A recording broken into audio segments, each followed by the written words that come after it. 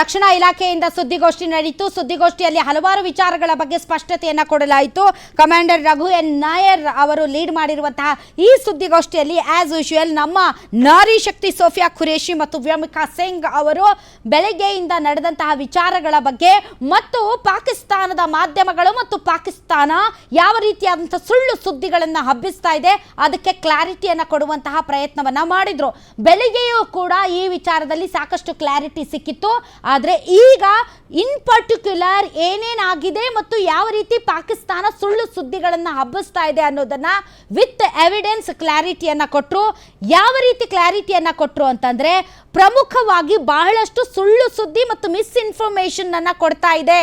ಫ್ಯಾಕ್ಟ್ಸ್ಗೆ ದೂರ ಆದಂತಹ, ಸತ್ಯಕ್ಕೆ ದೂರವಾದಂತಹ ಹಲವಾರು ಒಂದು ರೀತಿ ಬಣ್ಣಗಳನ್ನು ಕಟ್ಟಿ ಪಾಕ್ನ ಪ್ರಜೆಗಳನ್ನ ಕತ್ತಲಲ್ಲಿ ಇಡುವಂತಹ ಪ್ರಯತ್ನವನ್ನ ಏನು ಪಾಕಿಸ್ತಾನ ಮಾಡ್ತಾ ಇದೆ ಅಂತಹ ವಿಚಾರಗಳಿಗೆ ಸ್ಪಷ್ಟತೆಯನ್ನ ಇವತ್ತು ಆ ಇಬ್ಬರು ಹೆಣ್ಣುಮಕ್ಕಳು ಸೇನೆಯ ಅಧಿಕಾರಿಗಳು ಕೊಟ್ಟಿದ್ದಾರೆ. ಏನದು ಅಂದ್ರೆ ನಂಬರ್ 1 ಕ್ಲೇಮ್, ನಮ್ಮ ಒಂದು ಏನು ಏರ್ ಡಿಫೆನ್ಸ್ ಸಿಸ್ಟಮ್ ಇದೆ S-400 ಮತ್ತು ಬ್ರಹ್ಮೋಸ್ ಮಿಸೈಲ್ ಇರುವಂತಹ ಬೇಸನ್ನೇ ಡಿಸ್ಟ್ರಾಯ್ ಮಾಡಿಬಿಟ್ಟಿದ್ದೀವಿ ಅಂತ ಪಾಕಿಸ್ತಾನ ಹೇಳ್ತಾ ಇತ್ತು. ಸೊ ಅದನ್ನು ನಾವು JF-17 ಇಂದ ಡಿಸ್ಟ್ರಾಯ್ ಮಾಡಿಬಿಟ್ಟಿದ್ದೀವಿ. S-400 ಮತ್ತು ಬ್ರಹ್ಮೋಸ್ ಬೇಸನ್ನು ಅಂತ ಏನು ಕ್ಲೇಮ್ ಮಾಡ್ತಾ ಇತ್ತು ಪಾಕಿಸ್ತಾನ, ಅದು ಶುದ್ಧ ಸುಳ್ಳು. ಇದಕ್ಕೆ ಸಂಬಂಧಪಟ್ಟಂಥ ಪಿಕ್ಚರ್ಗಳನ್ನು ನಾವು ಈಗಾಗಲೇ ತೋರಿಸಿದ್ದೀವಿ. ಯಾವುದೇ ರೀತಿಯಾದಂತಹ ಸಣ್ಣ ತೊಂದರೆ ಅಥವಾ ಸಣ್ಣ ಸ್ಕ್ರ್ಯಾಚು ಕೂಡ ಆಗಿಲ್ಲ. ಈ ಒಂದು ಮಿಸ್ಇನ್ಫಾರ್ಮೇಷನ್ ಅನ್ನು ಪಾಕಿಸ್ತಾನ ಕೊಡ್ತಾ ಇದೆ, ಅದನ್ನು ನಾವು ಇಲ್ಲಿ ಕ್ಲಾರಿಟಿ ಕೊಡ್ತಾ ಇದ್ದೀವಿ ಅಂತ ಅದೊಂದು ಕ್ಲಾರಿಟಿ ಕೊಟ್ಟರು. ನಂಬರ್ 2, ನಮ್ಮ ಏರ್ಫೀಲ್ಡ್ಸ್ ಅನ್ನ ನಾವು ಅವರು ಡಿಸ್ಟ್ರಾಯ್ ಮಾಡಿದ್ದಾರೆ ಅಂತ ಕ್ಲೇಮ್ ಮಾಡ್ತಾ ಇದ್ರು. ಅದು ಸಿರ್ಸಾ ಆಗಿರ್ಬೋದು ಅಥವಾ ಪಠಾನ್ಕೋಟ್ ಆಗಿರ್ಬೋದು. ಈ ರೀತಿ ನಮ್ಮ ಏರ್ ಫೀಲ್ಡ್ಸ್ ಯಾವ್ಯಾವ ಇದ್ದಾವೆ ಅವುಗಳನ್ನೆಲ್ಲ ನಾವು ಡೆಸ್ಟ್ರಾಯ್ ಮಾಡಿಬಿಟ್ಟಿದ್ದೀವಿ ಅಂತ ಹೇಳ್ಕೊಳ್ತಾ ಇತ್ತು ಪಾಕಿಸ್ತಾನ. ಯಾವುದೇ ರೀತಿಯಾದಂತಹ ಸಣ್ಣ ಗೆರೆಯೂ ಅಲ್ಲಿ ಇಲ್ಲ. ಸುಮ್ಮನೆ ಪಾಕಿಸ್ತಾನದ ಜನರ ಅಷ್ಟೇ ಮಂಕು ಬುದ್ಧಿ ಅವಕ್ಕೆ ಇನ್ನೊಂದಿಷ್ಟು ಬೂದಿ ಎರಚಿ ಸುಳ್ಳಿನ ಕಥೆಯನ್ನು ಕಟ್ಟಿ ಅವರನ್ನು ಕತ್ತಲಲ್ಲಿ ಇಟ್ಟು ಆಗ್ತಾ ಇರೋದ್ರಿಂದ ಏನೇನು ಆಗ್ತಾ ಇದೆ ಅನ್ನುವಂಥ ಸತ್ಯವನ್ನೇ ತಿಳ್ಕೊಳ್ಳೋಕ್ಕೆ ಆಗದೆ ಇರೋ ಥರ ಕಂಪ್ಲೀಟ್ ವ್ಯವಸ್ಥೆನ ಪಾಕಿಸ್ತಾನ ಮಾಡಿದೆ. ಸೊ ಯಾವುದೇ ಏರ್ಫೀಲ್ಡ್ಸ್ಗಳು ಡೆಸ್ಟ್ರಾಯ್ ಆಗಿಲ್ಲ, ಎಲ್ಲವೂ ಫಿಟ್ ಆ್ಯಂಡ್ ಫೈನ್ ಆಗಿದ್ದಾವೆ. ಇದು ನಂಬರ್ 2 ಸುಳ್ಳು. ನಂಬರ್ 3, ಭಾಳಷ್ಟು ನಮ್ಮ ಶಸ್ತ್ರಾಸ್ತ್ರಗಳನ್ನು ಇಡುವಂತಹ, ಡಂಪ್ ಮಾಡುವಂತಹ ಏನು ಬೇಸಿಸ್ ಇರ್ತವೆ ಅವುಗಳನ್ನು ಕೂಡ ನಾವು ಡೆಸ್ಟ್ರಾಯ್ ಮಾಡಿದ್ದೀವಿ ಅನ್ನುವಂತಹ ಮಾತನ್ನು ಪಾಕಿಸ್ತಾನ ಪದೇ ಪದೇ ಹೇಳ್ತಾ ಇದೆ. ಈ ರೀತಿಯಾದಂಥ ಮಿಸ್ಇನ್ಫಾರ್ಮೇಷನನ್ನು ಜನರಿಗೆ ಕೊಡುವಂತಹ ಪ್ರಯತ್ನ ಮಾಡ್ತಾ ಇದೆ. ಏನೂ ಆಗಿಲ್ಲ, ಎಲ್ಲವೂ ಫಿಟ್ ಆ್ಯಂಡ್ ಫೈನ್ ಆಗಿದ್ದಾವೆ. ಸೊ ಪಾಕಿಸ್ತಾನ ಈ ರೀತಿ ಹೇಳುವ ಮೂಲಕ ಭಾರತ ಮತ್ತು ಭಾರತದ ಆರ್ಮಿ ಏನಿದೆ ಅದರ ಬಗ್ಗೆ ಮಿಸ್ಇನ್ಫಾರ್ಮೇಷನನ್ನು ಜನರಿಗೆ ಕೊಡ್ತಾ ಇದೆ. ಹೀಗಾಗಿ ಇದು ಶುದ್ಧ ಸುಳ್ಳು ಅನ್ನೋ ಮಾತನ್ನ ಅಲ್ಲಿ ವ್ಯೋಮಿಕಾ ಸಿಂಗ್ ಮತ್ತು ಸೋಫಿಯಾ ಖುರೇಶಿ ಅವರು ಹೇಳ್ತಾ ಇದ್ದಾರೆ. ಮತ್ತೊಂದೇನು ಅಂತಂದ್ರೆ ಅಲ್ಲಿನ ಸೀನಿಯರ್ ಮಿಲಿಟರಿ ಆಫೀಸರ್ಸ್ ಮತ್ತು ಅಲ್ಲಿರುವಂತಹ ಸೇನಾ ಮುಖ್ಯಸ್ಥ ಮುನೀರಾ ಅಲ್ಲಿ ವಿದೇಶಿ ಪತ್ರಕರ್ತರ ಮುಂದೆ ಒಂಥರ ನಾಟಕಗಳು ಮತ್ತು ಸುಳ್ಳಿನ ಕಂತೆಗಳನ್ನು ಸೃಷ್ಟಿಸ್ತಾ ಹೋದ್ರು.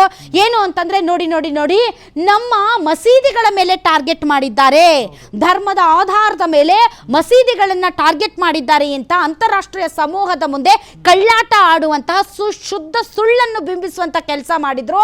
ಅದಕ್ಕೆ ನಮ್ಮ ಇಂಡಿಯನ್ ಆರ್ಮಿಯ ನಾರಿ ಶಕ್ತಿ ಏನಿದೆ ಖಡಕ್ ಆದಂತ ಉತ್ತರ ಕೊಟ್ಟಿದ್ದಾರೆ. ನಾವು ಧರ್ಮದ ಆಧಾರದ ಮೇಲೆ ಏನು ಮಾಡುವುದಿಲ್ಲ.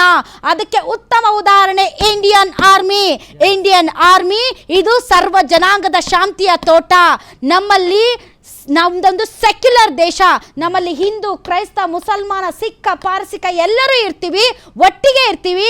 ಆದರೆ ನಮ್ಮ ಇಂಡಿಯನ್ ಆರ್ಮಿಯಲ್ಲಿ ಯಾವುದೇ ರೀತಿಯ ಜಾತಿ, ಮತ, ಪಂಥ, ಧರ್ಮದ ಮೀಸಲಾತಿನೂ ಇಲ್ಲ ಮತ್ತು ಯಾವುದೇ ತಾರತಮ್ಯ ಇಲ್ಲ. ನಿಮಗೆ ಉತ್ತಮ ಉದಾಹರಣೆ ನಮ್ಮ ಇಂಡಿಯನ್ ಆರ್ಮಿ. ಇದಕ್ಕಿಂತ ಬೇಕಾ ನಿಮ್ಗೆ? ನೀವೇ ನಮ್ಮ ಗುರುದ್ವಾರಗಳ ಮೇಲೆ ಅಟ್ಯಾಕ್ ಮಾಡಿದ್ರೆ, ಆ ಒಂದು ಕ್ರಿಶ್ಚಿಯನ್ ಸ್ಕೂಲ್ ಮೇಲೆ ಅಟ್ಯಾಕ್ ಮಾಡಿ ಪಾಪ ಹಾಸ್ಟೆಲ್ ಅಲ್ಲಿ ಇರುವಂತ ಓದ್ತಾ ಇರುವಂತ ಇಬ್ರು ಹುಡುಗರು ಸತ್ತೋಗಿದ್ದಾರೆ. ಅದು ಅಂತ ಕೋತಿ ಬುದ್ಧಿ ಇರೋದು. ಸೊ ನಮ್ದೊಂದು ಸೆಕ್ಯುಲರ್ ನೇಷನ್.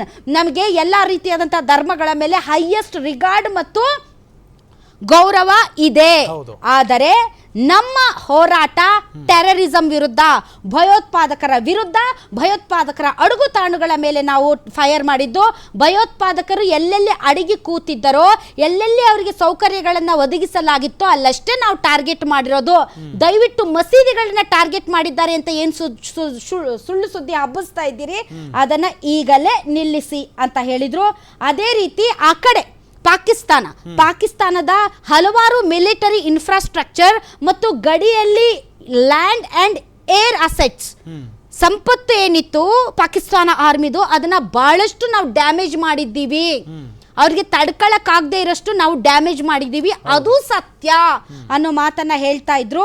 ಅಂಡ್ ಅವರ ಏರ್ ಡಿಫೆನ್ಸ್ ಸಿಸ್ಟಮ್ ಮತ್ತು ರಡಾರ್ಸ್ಗಳನ್ನ ನಾವು ಕಂಪ್ಲೀಟ್ ಆಗಿ ಡೆಸ್ಟ್ರಾಯ್ ಮಾಡಿದ್ದೀವಿ, ಅದು ಸತ್ಯ ಅಂತ ಹೇಳಿದ್ದಾರೆ.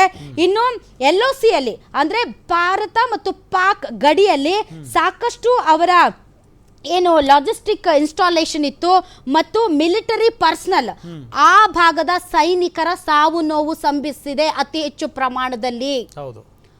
ಪಾಕಿಸ್ತಾನ ಸೈನಿಕರ ಸಾವು ನೋವು ಅತಿ ಹೆಚ್ಚು ಪ್ರಮಾಣದಲ್ಲಿ ಸಂಭವಿಸಿದೆ ಅಂತ ಇವತ್ತು ಸುದ್ದಿಗೋಷ್ಠಿಯಲ್ಲಿ ಮಾಹಿತಿಯನ್ನ ಕೊಟ್ಟರು. ಅಷ್ಟೇ ಅಲ್ಲ, ಇಂಡಿಯನ್ ಆರ್ಮಿ ಈಗಲೂ ಕೂಡ ಸಶಕ್ತವಾಗಿದೆ, ಮುಂದೆ ಎದುರಾಗಬಹುದಾದಂತಹ ದಾಳಿಯನ್ನ ತಡೆಯೋದಕ್ಕೆ ಸರ್ವ ಸನ್ನದ್ಧವಾಗಿದೆ. ಅಂತಹ ಪರಿಸ್ಥಿತಿ ಬಂದರೆ ಕಣ್ಣು ಮುಚ್ಚದಂತೆ ನಾವು ಕಣ್ಗಾವಲು ಮಾಡ್ತೀವಿ ಅನ್ನೋ ಮಾತನ್ನ ಇವತ್ತು ಪಾಕಿಸ್ತಾನದ ವಿರುದ್ಧ ನೇರ ಎಚ್ಚರಿಕೆಯ ಮೂಲಕ ನಮ್ಮ ಇಂಡಿಯನ್ ಆರ್ಮಿ ಕೊಟ್ಟಿದೆ.